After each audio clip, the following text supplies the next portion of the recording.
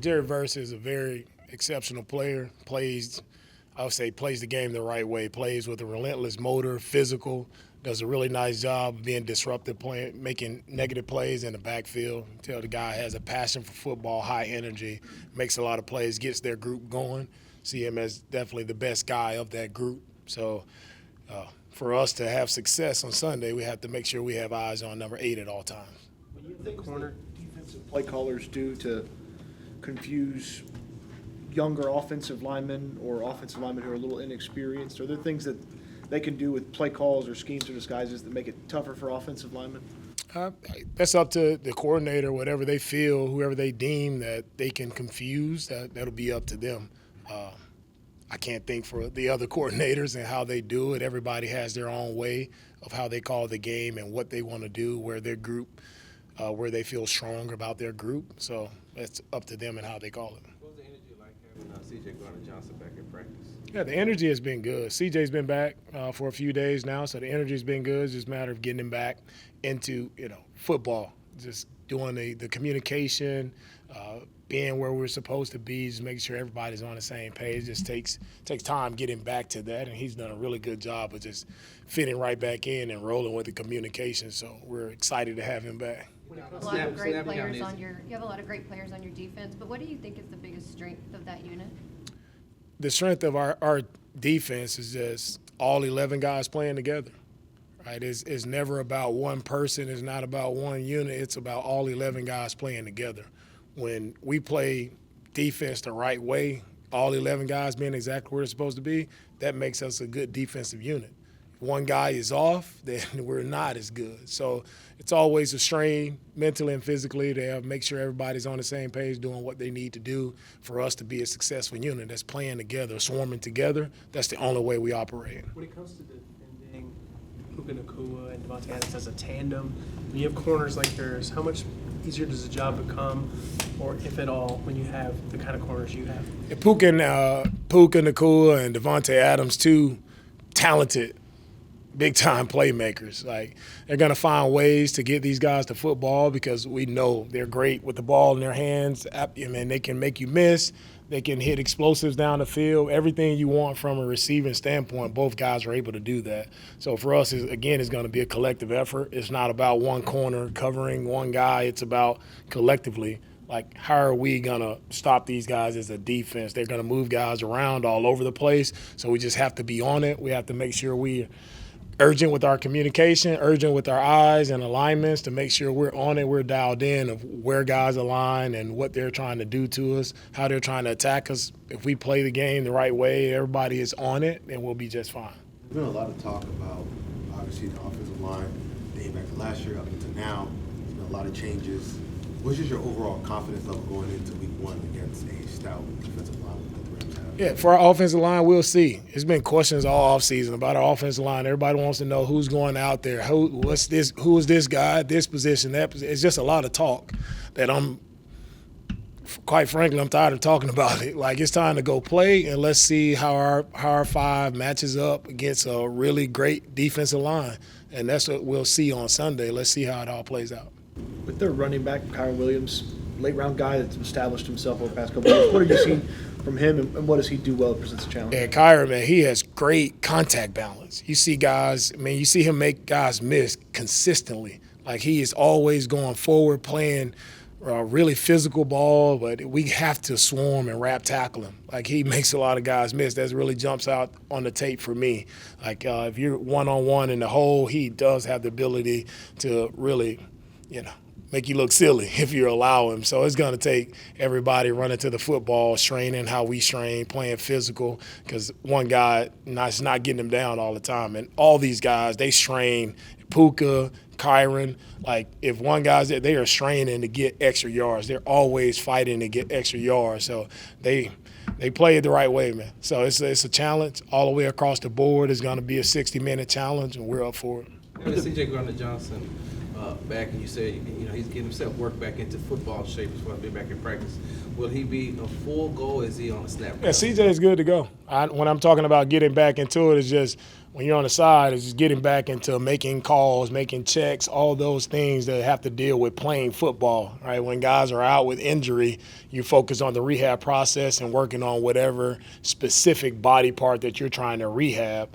Then there's this whole introduction back into football, right? And things move a lot faster and just being on it. But he stepped back in. Since last week he's been out there. He stepped back in. He's done a nice job of just working the communication, what we expect from him, right where he picked up. What are the biggest challenges that Matthew Stafford presents from a defensive coach's POV? Yeah, Stafford has done it exceptionally well for a long time. There's nothing you're going to do to confuse him from a defensive coach's perspective. He's seen it all. He's played against every type of coverage you want to run. He's done it. He's been successful. So it's not trying to surprise him or fool him. Like we got to be where we're supposed to be and just play sound. To follow up on that, when you mentioned that you can't really confuse a veteran like that, how much does that, factor into how you game plan for that quarterback? And we're gonna do what we do. That doesn't change. It's how well do we do what we do. It's about the Texans playing well. That's what this game is about. The Rams, they can do whatever they want to do. They have a lot of different looks, a lot of different motions, a lot of different play actions off of the runs. It'll all marry up and look the same. They really do a great job of making everything look exactly the same. So for us, it's just going to be about us just playing our brand of football. Everything that we've worked throughout training camp, that's what we'll fall back to, the training that we've had all throughout training camp. That's what it's for. As we see, as we get a look at the new offense this week, how much does it help to know and just have the connection established between C.J. Stroud and Nico Collins, and how have you seen that grow in this third year? Yeah, CJ and Nico, they've been rolling at this for a while. 3 years rolling. They know what to expect from each other. They do a great job of working off to the side, communicating after plays, after they're done, just making sure like they're dialed in on being exactly right. And they're two really great pros, two guys who are captains for our team. Like they have a ton of respect from our locker room, and it shows by the way those guys work at their craft. That's why they're good on Sundays. Nick's mentioned the multipleness of the wide receivers, how they can move around. Some of the wide receivers have mentioned that. McVay's obviously moved guys inside, outside. What kind of challenge does that present for a defense with your eyes before the snap, with guys lining up in different places? But when guys are lining up in different places or moving all over the place, if you allow it to distract you, it will distract you. If your eyes are right and you're where you're supposed to be, then it really shouldn't matter to me. Like it's about us and doing what we're supposed to do. But when guys, the motion, you see it on tape consistently, it can distract guys, right? That's why offense is motion so much. That's why the motion percentage has skyrocketed over the past 5 years, because of the motions and the problems that it presents to defenses, whether that's showing your hand in coverage or getting guys to look in the wrong place, and the offense are able to have productive plays. So it's just about how disciplined are you defensively. The most disciplined defenses handle the motions well, and it doesn't affect them much. DeMeco, throughout camp and leading up to the opener, now what stood out about your tight end group, and what do you want to see out of this group now that the new season? Hey, great question, Randy. The thing that stood out the most about our tight end group is just them blocking at the line of scrimmage. I feel like there's a drastic difference in the way that they're blocking at the line of scrimmage, and it's markedly improved. And I'm excited to see that, excited to see it, again, in real action. But they've done a really nice job of working at that. Coach Moreland, Coach Cayley has done a really good job of working with those guys. And also what stood out to me is also our tight ends, at the top of their routes. They've done a really nice job of really working to get open at the top of their routes, their break points. You can see a difference there. So I think our guys do better at the line of scrimmage and also better with their route running. You asked a little bit about Nico and CJ earlier, but with Nico, he was named the captain. Is that the area where you've seen him grow most this offseason? I think Nico he continues to not impress me just with how much he's grown as a pro. Like from when I first got here to where he is now, you see the growth in the young man, and it just shows for anybody. Like if you're dialed in, if you want to get better, if you want to improve, and you do those things necessary to improve, you can't do that. Nico is a great example of that, like the respect that he's gotten from his teammates to be a captain. It shows by the way he shows up and works every single day. Every day of training camp, he's out there, one of our hardest workers, one of our most productive players. It's because of the mindset that he has. And I'm proud to be here working with Nico and very proud of the growth that he's shown. Can you talk about the offensive group and their buying into the swarm? Are you seeing more of that? You know, you talked about it, seeing it and wanting it across the board. Have you seen that as you get ready to start the season more? For their offense and their swarm mentalities, it's showing up a lot more. I've seen it throughout training camp some days. Kim, I really want to see it in the games. And now it's time to let's see what it's all about. Collectively as a team, can we go out and swarm? And that's just playing together, playing tough, playing physical, playing fast. And that's all three phases. And I'm excited to see that on Sunday. We're going to close with AJ, Christie, Southern King. It seems like CJ throughout this offseason been a little, I guess, more low-key, has kind of stayed out of the spotlight a little bit. How much do you think that can help a quarterback, especially going into pivotal year 3? Just about, just I guess keeping the main thing, and not the spotlight per se. How much do you think that can help a young quarterback? It's important for me, for all of our guys, to keep the main thing. Every year is a pivotal year. Every year is an important year. It's about how you attack it. You attack it with the right mindset, and sky's the limit for you, right? And so I think CJ has done a great job this offseason. I mean, he's dialed in, he's ready to roll, and I'm excited to see him on Sunday. You've talked a lot about Nick Chubb throughout camp and how impressed you are with him, but how eager are you to see him in a real game for your team?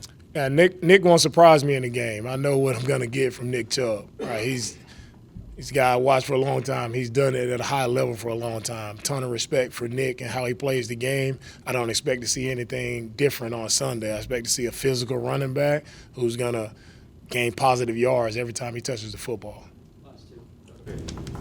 You were hinting at the fact that you can't wait for people to stop talking about the offensive line and just go out there and just play. From the sense of what you've got from that group, how much have they taken that, and how much are they so excited to just run through somebody on Sunday? We'll see. We will see. I can talk about it all day, but I tell the guys all the time, man, when that ball is kicked off, all the talk, all the hype, it doesn't matter. What are you going to do when that ball is kicked off? I want to see, so we call the silent tape. What does that say about you? How are you finishing every play? How are you swarming? The silent tape will speak very loudly for all of our guys. So you show up by what you put on tape. So I'm excited to see what our tape is going to say when we're flying back home Sunday evening. Coach, you all selected your captains. Can you just talk about them as a collective group as far as what they bring to not only to this team but to each other as well? I'm very proud of the group that our team has selected as captains. Right? Those 5 guys that we selected, Dare, CJ, Nico, Aziz, and Will, they represent everything that the Houston Texans are all about. Right? And the first thing first is they're team first guys. They're not about themselves. They're about the well-being of the team. They're about making sure their teammates are heard or taken care of. The teammates respect these guys. The teammates have their ears. So I'm just very thankful. It's not an offense, defense, special team. We voted. It's just who is the captain? Who do you guys want as captains of our team? It wasn't a position group or a side of the ball type thing. So it's really cool to see, the way our guys voted. I would have voted the same. So it's really cool to see, especially a guy like Dare, guy who's been at it for a long time, right? And I can't think of another guy that's more consistent than Dare. He shows up every single day, working, being where he has to be, communicating well, helping out our young guys, just being an outstanding teammate. So I was very proud to see when the vote came in that Dare was able to crack the top of the board and get a vote. Very proud of him for everything that he means to our team. All right, thank you guys.